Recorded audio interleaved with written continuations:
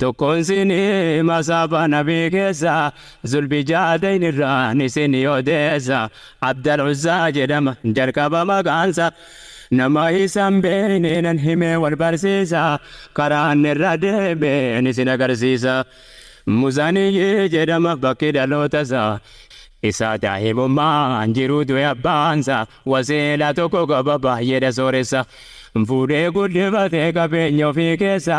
achitti guddatee wayyaa'ee umriinsa mucaan qalqumasaatu qalbii qabeessa horii wahii kennee booda wasiillisaa naggaadota wajjin deema biyya keessa nagadee argatee deebisee horiisa utuu akkas deddeemu biyya daddaa keessa dinagdee guddisee dhuunfate kophaasa shabaaba sooressa Muzanii keessa hariira uffata kuufee boonuu keessa guddate duniyaansa umriinsa ijoolluma natamannaa waalika akka bisalama dargaggoo beekamaa Muzanii keessa nigdiinsa guddate ita'ee dureessa gaheessan jedhamne ijoolleedha umriinsa yeroo saaqonni hijraaf deeman keessa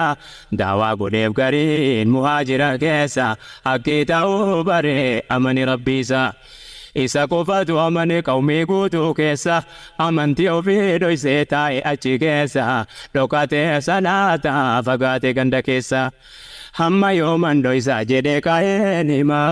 natamannaa waalika akka bisalaama himee dirree baasee amanuu rabbiisa walgaheetti ka'ee biyyiin faaliinsa hundarra tammaatee miidhe wasiillisa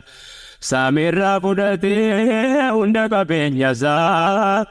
imaaniif jecha dhabe waan hore kulleessa qabeenyarraa saamee hin dhiifne abboleessa qabanii irraa baasan uffata qaamasa